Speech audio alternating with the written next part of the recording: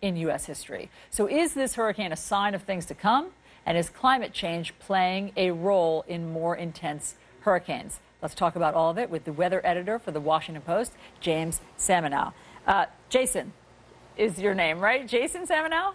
Correct. Good morning. Forgive me. Jason, so you spent 10 years as a climate change science analyst, and what did you determine? What did your research tell you about whether or not the intensity of hurricanes was increasing? Well, all of the latest evidence suggests that as the Earth warms, we're going to see warmer sea surface temperatures in the Atlantic Ocean and across the world, across all the ocean basins, which would potentially increase the power and intensity of these storms. That means stronger winds, heavier rains, and as the sea levels rise, a bigger storm surge along the coast. The evidence so far, we haven't yet seen a strong signal of that yet. But as we're seeing more of these intense storms like Irma, the writing may be on the wall. But so is it safe to say that the connection between climate change and hurricanes, the jury's still out on that? I wouldn't say that necessarily. I think all the available evidence suggests that we may be starting to see an increase in the intensity of the strongest storms, and that signal will become more clear over time. We're just at the beginning of this in terms of the climate change effect on storms, and we expect these effects to manifest themselves more strongly into the coming decades. The signal right now is weak or hard to detect just because we don't have that many years in the record, but as time wears on, I think it's going to become more clear. Okay, so in other words, you don't have enough evidence or science to say definitively that it's climate change that's making us see, I mean, look, what looks to us like these rapid-fire, strong storms coming, from Harvey to Irma. Now this is a Category 5. That sounds really ominous. But you're saying that you don't have enough science to hang your hat on this being about climate change. Well, I think we have to look at the fact that the sea surface temperatures have risen in the Atlantic Ocean, and Harvey and Irma now have moved over water, which is warmer than normal. So it is likely it's having some effect. We just can't tell you exactly how big of an effect it is. We've always had these storms coming through the Atlantic Ocean. We had the 1935 Florida Keys hurricane. We've had extremely powerful storms in past decades. But if you look at like Super Typhoon Haiyan, if you look at Harvey, and you look at some of these monstrous storms we've seen in recent years, you have to wonder if climate change is beginning to have a noticeable effect. But I think, again, in future decades, it will become even more clear. Okay, so Category 5, which is what Irma is. I mean, we're seeing wind gusts. Chad Myers just reported to us of a wind gust at loft. I mean, a very, very high elevation, not on the ground, but something like 200 miles per hour. Put this in context to us of what Irma looks like to you. I mean, it's absolutely an incredible storm. It maintained winds of at least 185 miles per hour for more than 40 hours, which is longer than any storm in recorded history on the entire Earth. So this is, in terms of duration and intensity, there is no storm to rival this one. It set a low pressure record as it approached the Caribbean. It is the strongest storm tied with the Florida Keys hurricane to make landfall when it smashed into Barbuda. So it is setting all sorts of milestones in terms of impressive intensity. So what's next? I mean, if it's the warm water, if the ocean temperature has risen, which we know is true, and it's the warm water that's causing more of this intensity of these storms, what does that mean for people who live in Florida and who live on the coasts? Right. So in the coming decades, we may see an increase in the number of Category 4 and Category 5 hurricanes. So I think it just means that we have to think very seriously about how we plan our cities, about our stormwater management, and just generally increasing our resilience to these storms, being prepared, being ready. I think irrespective of whether climate change is going to play a big role in the intensity of future storms, these storms are a part of our past. They're going to be a part of our future, maybe even more severe. So we just have to improve our preparedness and readiness. And we also, at the same time, need to, as a risk management strategy, reduce our greenhouse gas emissions so the climate change effect might be lowered somewhat. Okay, Jason Samenow, thank you very much for being here with us. Thank you. All right, now we have to resolve a cliffhanger that we left you on yesterday We checked in with guests who were in the throes of Irma. The last time we saw this woman, her hotel room was being battered around by Irma. So Lauren Ann Mayo was trapped with friends in her hotel in St. Martin and took this video of the storm outside. Lauren joins us now by phone. She made it through the storm, we're happy to tell you, but she is still trapped. Lauren, how are you doing at this hour? Well, the sun's kind of come out a little bit, and the water has returned to a pretty turquoise color, so it looks a lot better, but obviously there are a couple of hurricanes coming up behind Irma, so we're really not sure what we'll be getting in the next couple of days. Well, let's talk about that, because you left us in such suspense yesterday. I mean, the hurricane was just really bearing down on you and your friend there in the hotel room, and we're looking at your video of how intense it got. So what is your strategy now for getting off the island? Well, right now we've had flights that have been canceled and rebooked every day, and our latest ones on Friday and Saturday were just canceled. So two of us have booked flights for Sunday, and the rest of us are trying to figure out what to do next in terms of flying out. If Irma is going to hit Florida, two of us are from Florida, specifically Sarasota, and we're not really sure if we should try and go there or head somewhere else to avoid the storm. My car is actually parked in Miami, so I'm not sure where to go right now. I bet. Yeah. I mean, this is, wow. How nerve-wracking has this week been for you? Very stressful. It went from, our happy tropical vacation with the company Holly and I own called Luxfit to being evacuated from the villa to trying to get flights out and being told no, moving into this hotel, getting rocked by this hurricane. So it's been a whirlwind of a week. We haven't gotten a lot of sleep. We don't have running water. Our power's out. We can't charge our phones or anything. So like I told Jose, my phone's down to 3%. Oh, man. So we're just trying to get by at this point. Got it. Keep in touch with our families. Yeah. Well, we'll let you go. We're happy to have helped your family, hear your voice. We'll let you go. Take care of yourself, and we'll check back in with you tomorrow. Thanks so much, Lauren. Okay. You're welcome. Hurricane Irma coverage continues with CNN Newsroom with Poppy Harlow and John Berman after this very quick break. We'll see you tomorrow. We have the great Billie Jean King with us today. You girls are renegades. We're trying to prove women should be respected equally. I could beat Billie Jean King. I could beat any of those women. We're all putting our careers on the line for this. I just want to thank you for your bravery and your balls. I'm going to be the best. That way I can change things. The male is king. The male is supreme. Oh, my God. Times change. You should know you just changed them. Battle of the Sexes. Rated PG-13. In select theaters September 22nd. This is a quest to explore the wonders of our world before the sun sets and the moment passes. Are you worried about the future? And these are all toxic pools now. Never seen anything like this before. Go there before it's gone. The Wonder List with Bill Weir returns Saturday, October 7th at 9 on CNN. Americans for Prosperity paid for this ad. Don't show for work, you'd get fired. Waste $1 million, you'd get fired. Unless you're a politician like Ralph Northam. Ralph Northam missed nearly 60% of meetings for a board that could have prevented cronyism and corruption. Instead, he led a fake Chinese company with a false address and phony website to take $1.4 million of our money. Ralph Northam didn't show up. He doesn't deserve a promotion. Got an old couch? Doesn't fit couch? Welcome to Lovesac, home of the Sactional, the world's most adaptable couch that always fits every room and how you love to live. With hundreds of fabrics that wash right and fit tight, your Sactional can look forever new and change as your life does. A locking system so sturdy, your Sactional is always comfortable and guaranteed for life. Visit one of these DC area stores for a demo and see why the Lovesac Sactional is the world's most adaptable couch. I'm telling you, if he looks over here, he's going to see someone sitting here. He's coming right over here.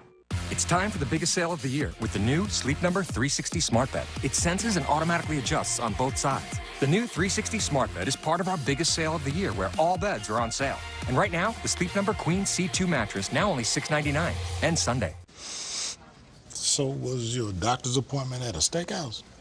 When your T-shirt smells more like a T-bone, that's when you know it's half washed. Add Downy with Odor Protect for 24-hour odor protection. Downy, and it's done. This is CNN Breaking News. All right, good morning, everyone. The entire Southeast better wake up and pay attention. Alarming words from the head of FEMA just moments ago as one of the most powerful Atlantic storms in recorded history heads right at millions of people in Florida. We are going to hear from the Florida governor any moment from now. Hurricane Irma is a Category 5 storm, and it is huge. With tropical storm force winds stretching some 300 miles, that's a span that would reach from Baltimore to Boston. The storm is tracking north right now, the Dominican Republic and Haiti, after tearing through the Caribbean. The Prime Minister of Barbuda says his nation has been reduced to literally rubble, he says, estimating that 95% of the properties there have been damaged. In St. Martin, the Interior Minister calls the destruction a huge tragedy, while in Puerto Rico, 1 million people are now without power. 9 people so far have been confirmed dead because of Irma, and while it is still unknown whether or not Irma will make landfall in the United States, residents across Florida not taking any chances. Florida's Governor Rick Scott, who you'll hear from in just moments, says some 25,000 people have already evacuated the Florida Keys as forecasts show that Irma could near the state's coast by Sunday. And if all of that was not enough, Irma is now one of 3 active hurricanes in the Atlantic basin. This is the first time something like that has happened in 7 years. We are tracking the storm from Haiti up to Florida and beyond. Let's begin with our meteorologist, Chad Myers, in Atlanta. Chad, what does the modeling tell you this morning? Not much different than where we were yesterday. In fact, the models have been very consistent, taking this very close to South Florida, maybe along the coast of East Florida, kind of like Matthew did last year, a couple years ago. There's the storm right now, 180 miles per hour, still in very warm water and getting warmer. About 86 degrees out there. Here's the latest track from the Hurricane Center. We will get a new track at 11 a.m. Eastern time, but I don't think it's going to change much. Let me zoom right in here. We have about 150 mile per hour storm, very, very close to the Florida East Coast right there, somewhere in that cone area. That's why there's a line there. It could be here to here. And then you see it's down to 120 and then down to 85 as it makes landfall, maybe possibly somewhere in North Carolina. But that's only if the center of the line occurs. Let me go back to that. If the center of the line does this, stays on land, then goes offshore, then North Carolina, you're going to get an 85 mile per hour storm. Maybe I should say only 85 mile per hour storm. If the storm misses land, if it misses Miami, goes up through here, it's still going to be a 140 mile per hour storm here. Maybe 130 as it gets into slightly cooler water, but then the turn back toward the west is expected again. So everyone's still in play here. This is going to hit somewhere as a major Category 3, 4, or 5 hurricane. The models, as you asked me about them, only one really back through here, and that's the UK Met model, United Kingdom model, the European model right through downtown Miami, which would be absolutely worst case with a 140 or 50 mile per hour storm. Storm surge 20 feet, splashing into all the cities from Coral Gables right on up to Miami, maybe even to Fort Lauderdale. But then the United States models, a little bit farther off the coast, slightly more into the Bahamas, which of course we don't want for the Bahamas, but slightly farther off the coast. If we could get that 30 miles from the Bahamas, 30 miles from the U.S. coast, there'd be a significant slowing down of property damage until you get up to here. So depends where you are, depends what you're rooting for. If you are evacuating today, the gas situation is not going well in some spots. Please don't let your car get below a half a tank before you start looking again. You don't want to be out of gas, and then so is the station you're trying to get gas at, because then you're stuck. Chad, the difference between the European and the U.S. models, what is it exactly? And anything to slow this storm down before it gets to the Florida coast? You know, we talked about this the other day. If the storm actually did take a little track here, here's the European model, over the coast of Cuba, that would take some speed out of the storm because the storm wants to be over water to gain strength or to maintain strength. So the storm would slow down if it was over Cuba, slow down in speed, wind speed, maybe 120 compared to 140 or 150 right here. Now that would certainly devastate the northern coast of Cuba. That's the only thing that's going to slow the wind speed down from this storm. This water here is 86 or 87 degrees right through here. This is just high-octane fuel for the storm to continue to grow. And the storm is rolling over islands here that are 8 or 10 feet tall. Okay, that's not going to slow the storm down like running over Cuba. It's just going to overwash those islands. Some of these Turks and Caicos will be completely overwashed. They're 8 feet tall. The waves are going to be 20. You kind of get the idea of what's going to happen there. People are off those islands. They are evacuated from there. All right, Chad. Chad Myers for us in the Weather Center. Chad, we'll check back in with you in a little bit. Joining us now is Paul Flaherty. He is a flight director with the NOAA Hurricane Hunters right now in the air on a mission. Mr. Flaherty, thanks so much for being with us right now. Tell us what you are going to measure. Yeah, hi, John. Hi, Bobby. Thank you for having us and to let us tell the public what they need to hear, which is to get out of the way if you're told to evacuate. That is the big message we want to get out to everyone, and we're out here flying and collecting data. You were just mentioning about those models. If the models don't agree with the initial data out here in the middle of the Atlantic where there's not a lot of data, then they're going to have errors put in right from the start. So we're out here to make sure that the correct data is going into those models. Talk about, if you would, Paul, and first of all, thank you for what you and your entire team is doing. I mean, it's remarkable to all of us watching what you guys go through to get us this data. What is the data telling you about just how much of a monster, how big this storm is now? Well, the data that we're collecting on the aircraft that I'm flying on today, I'm flying on the NOAA G4, Gulfstream 4. We're the high flyer that stays on just the outskirts of the plane of the storm in order to collect data regarding the steering currents. And the data that we collect right now won't be really known to us until the 12Z model run occurs, which is really happening now. And we'll get that information out in about 2 to 3 hours. The eye wall, over the last day, any of the measurements you've seen tell you anything about the strength, the tightness of the eye wall? Well, I can tell you this, we did see the eye wall fill a little bit, it looked like earlier tonight, but more recently it looks like it's starting to clean up again. You know, it really won't matter at this point whether it remains a Cat 5 or becomes a Cat 4. At this point, if it's over your house, you shouldn't be there regardless, and that's really the message we want to get out as it comes to the intensity of the storm, to make sure that nobody is there. We can't do a whole lot other than helping you prepare your property, but we can't really do a whole lot after that. So we just want to make sure that your viewers that need to be out of the way, that are instructed from their emergency managers and from information from the NOAA National Hurricane Center, do get out of the way. What is it like for you and your team as you fly through Irma? Well, it's an interesting job, as you can imagine. I'm a meteorologist, and so some people would say it may be a dream job, but we don't ever want there to be hurricanes, if that makes sense. But in a situation like this where we can get out here, and yes, we do get bounced around quite a bit, it can be tiring. It's, fly to the midshift sometimes, and so it can be a difficult job at times, but at the end of the day, knowing that the data and the information that we're collecting has the potential, if people will listen, has the potential to save millions of lives. And I don't know if I have another job where I could feel so good about doing something like that. I don't think anyone would call it a dream job. I think people may call it a crucial job, and thank goodness you're willing to do it. Thank you so much, Paul, and our best for the safety of you and your entire team. We appreciate all the information. Let's go to Haiti now. That is where Paula Newton is. It is where Irma is right now striking the coast. Paula, what are you seeing?